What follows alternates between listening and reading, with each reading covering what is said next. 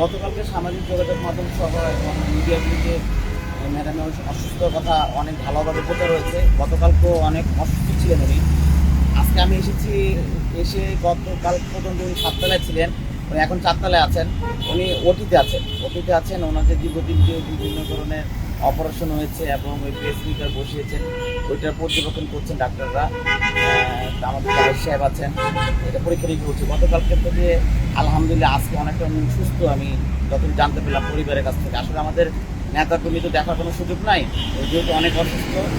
পরিবারের লোকজন আছে, তাদের কাছ থেকে জিজ্ঞেস করেছি, আমি নিজে গিয়েছিলাম, জিজ্ঞেস করে জানতে পারলাম যে উনি কথা বলছেন হালকা পাতলা এবং চিনতে পারছেন অনেক। দেখেন, বাংলাদেশের রাজনীতিতে বেগম জিয়ার অবদান অপরিসীম।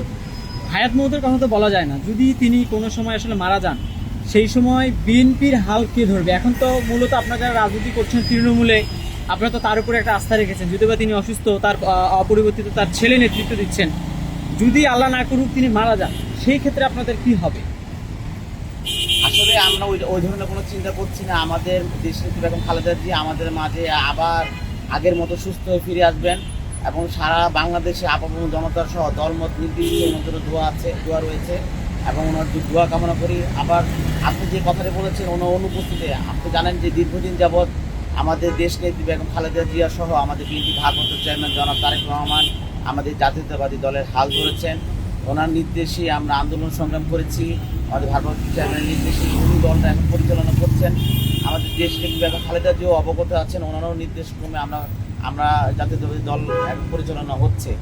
এ ধরনের কোনো যে জিনিসটা আমাদের এই যে আমরা চাই যে আমাদের মাঝে আমাদের নেত্রী আবার ফিরে আসুন।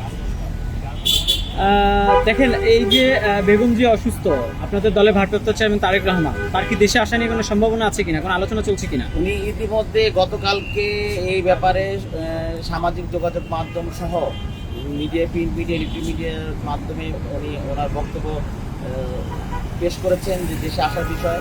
উনি দেখেন, উনি তো মা অসুস্থ, ওনার মার সাথে ওনার কিন্তু অনেক সন্তান দেশে। আমরা কিন্তু ওনাকে মা বলে আখ্যায়িত করি। তো ওনার একটা বিষয় আছে যে যেহেতু উনি সন্তানের জন্য, মায়ের জন্য তো সন্তান কাঁদবেই এবং এদেশে কিন্তু আরও অনেক কিছু আছে। ওই সব কিছু বিবেচনা করে আমাদের বিএনপি ভারপ্রাপ্ত চেয়ারম্যান সঠিক সিদ্ধান্ত নেবে যে দেশে আসা, যেহেতু মা অসুস্থ, আসাই দরকার এবং সঠিক বিবেচনা করে সিদ্ধান্ত নেবেন বলে আমি আশা করি। দেখেন, রাজনীতির মাঠে অনেক ধরনের তর্ক বিতর্ক আছে। সবকিছুকে উপেক্ষা করে আমরা দেখছি যে জামায়াতে ইসলাম বলেন, এনসিপি বলেন, সকল রাজনৈতিক দলের নেতৃবৃন্দ কিন্তু বেগম জিয়াকে দেখার জন্য আসছেন, তার খোঁজ খবর নিচ্ছেন। এই যে রাজনীতির ভিতরে যে ভ্রাতৃত্ববোধ, এইটাকে আপনি কিভাবে দেখছেন? আপনি জানেন আমাদের দেশ নেত্রী বেগম খালেদা জিয়া 3 বারের প্রধানমন্ত্রী, উনি সেনা প্রধানের স্ত্রী এবং একটা আমাদের বিএনপি ভারপ্রাপ্ত চেয়ারম্যান জনাব তারেক রহমান। এই আন্দোলন গত দুইবার আন্দোলন উনি নিজে পরিচালনা করেছেন। এত যোগ্যতা সম্পন্ন একজন নেত্রী, তো ওনার বাংলাদেশে মানুষ আপামর দলমত নির্বিশেষে ওনার প্রতি ভালোবাসা আছেন এবং দেশে মানুষেরও ভালোবাসা। ওনার সার্বিক খোঁজখবর সবাই নিয়েছে। একটু আগে দেখলাম যে বিভিন্ন দলের থেকে খোঁজখবর নিতে এসেছেন। উনি আসলে দলমত নির্বিশেষে একটা আপামর জনতার নেত্রী, বাংলাদেশের নেত্রী। তার সুস্থতা কামনায় আপনার মহানগর উত্তর যুবদল কোনো কর্মসূচি হাতে নেবে কিনা? আমরা গতকালকে থেকে কর্মসূচি হাতে নিয়েছি।